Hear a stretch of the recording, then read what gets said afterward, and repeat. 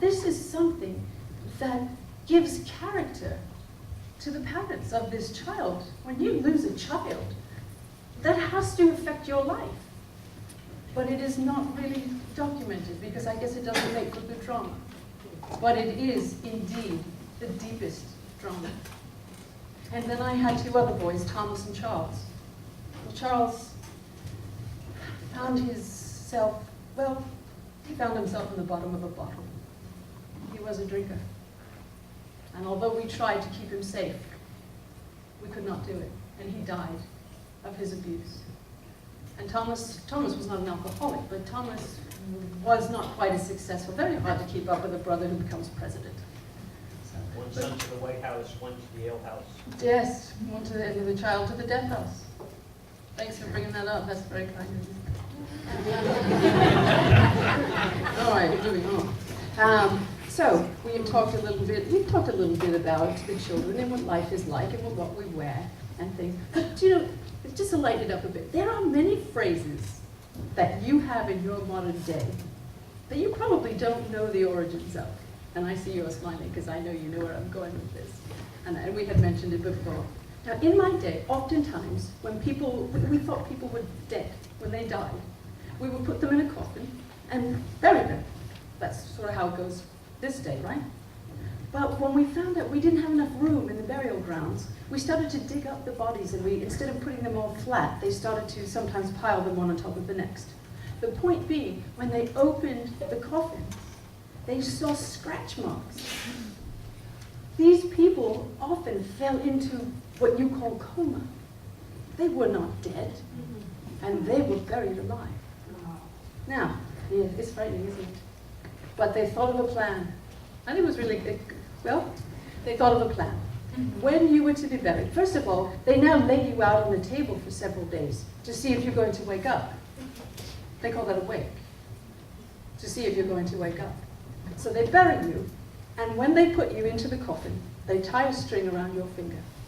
And the coffin goes into the ground. The string comes out of the coffin and goes up onto the land and onto a little stick, like a V-type stick. Hung on the end of the string was a bell. And if you found that you were buried and still alive, all you needed to do was to move your finger, and it would ring the bell. And people would know that you were not dead. And you would have been saved by the bell. Or a dead ringer. I don't make this up. Now, think about this. During the day, there are people in the burial grounds who are there to, I don't know, perhaps pay respects to family or just seek solace or whatever. So during the day, if you ring your bell, somebody's going to hear you. But nobody hangs around a burial ground at night. So they had to hire a special person to sit and listen for the bells at night. And no one wanted to work all night long. And that was called the graveyard shift. Tell you not, I mean, I don't make it up. No, I'll get that. Another one, it's a little bit different, but in England, if you were to commit a terrible crime, they would behead you. Here, they would put you in the stocks, and everyone would come throw tomatoes or fruit or whatever. But they would cut your head off in England. And you would go, and you put yourself in front of the block, and you would say your prayer. And before you put your head down for the final time, you would take a coin and give it to the man with the axe, so that the blow of the axe would be swift. Because if he misses the first time, it really hurts, and then you've got to do it again. And this money that you gave to the executioner was called severance pay. Talk to your boss about that one. Yes, indeed. These are all things that you wonder where these phrases come from, and they really were started way back in my day. Now, the soldiers in my day had to, in fact, I imagine that our Muslim friends over here will probably be able to do the same thing. So, you had to, if you were a soldier with a musket, you had to know every single piece of that musket, every bolt, every screw, every part.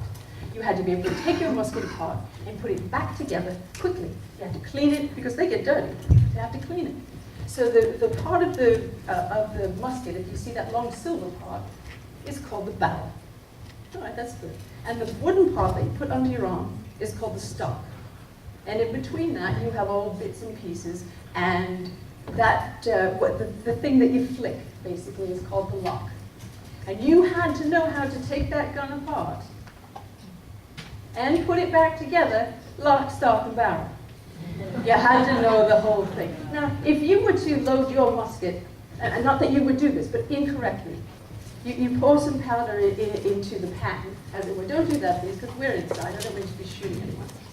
But okay, that's good. Anyway, you put the powder in the pan, and you do all your priming and all of that. But if you don't do it correctly, when you pull the trigger, the only thing that happens is the flint will ignite the powder that's in that little dish, that little pan. It won't go in to the musket and fire off the musket ball, and you will have been a flash in the pan.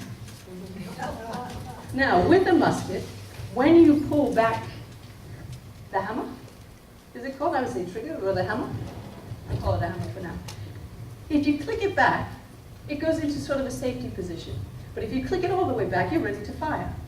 So you click it into the safety position, and you take aim, and if you forget to click it that extra time, it doesn't go. It doesn't go. So you are not only a flash in the pan, but do you know what I'm going for? Going off half-cocked. Thank you. I leave it to the Lexington Minutemen, ladies and gentlemen, to provide coverage for this show. So this is just some humor. It's just some things that I call this cocktail party banter. So now that you have all these little things, I've got a million of them. I won't give you all of them. But when you go to the cocktail party next time, you will amaze your friends. You'll be quite witty. And it's good stuff to remember. There is a book that's called Lock, Stock, and Barrel, and it's just chock full of all things like of these phrase origins. One more I'll just give you before I go back. In our day, houses have roofs made of thatch, which is like straw with mud, putting it together. And there was often a fire inside the house, and the heat would rise up, and it was sort of like a convection. And it would come down, and it would heat up again, and your house would become somewhat warm. And if you had little pets, like little field animals or little kitties or whatever, they knew that up on top of the roof was the warmest place to be. So they'd climb up, and they'd get all snuggly, they'd sleep on the roof, and look, it's nice and warm, beautiful. But they were sleeping and didn't realize that thatch gets very slippery when it's wet. So if they're up there and it's raining, the thatch gets slippery. Hence, they fall off. All right, what's that one? Exactly, that's where it comes from. Now, I didn't make those up. People, I'd love to take credit for it, but I think writers would not like that. But this is just giving you, again, a feeling of what the times were like. But again, the times were not always great. Times were very, very difficult. But I think with all of the letters that have been written, and there are just thousands of them, the one I think that I am not most proud of, but that I feel the strongest about, is the one I'm going to leave you with right now. I'm going to put this down for a moment. Time was difficult but optimistic, and the Declaration of Independence had been signed. We were going to be a country, and we didn't know it then, but we did become the greatest country. Here's a letter to John Adams, 21st July, 1776. Last Thursday, I went with the multitude to King Street to hear the Proclamation of Independence read and proclaimed. Some field pieces were brought there, and the troops appeared under arms, and all the inhabitants were assembled there.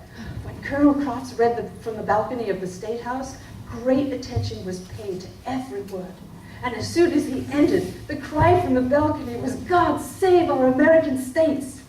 And then 3 cheers rendered the air. The bells rang and the privateers fired. The forts and the batteries, the cannons were discharged, and the platoons followed. Every face appeared joyful. And after dinner, the king's arms were taken down from the State House, and every vestige of him from every place in which it appeared were taken down and burned on King Street. Thus ends royal authority in this state. And all the people shall say, Amen.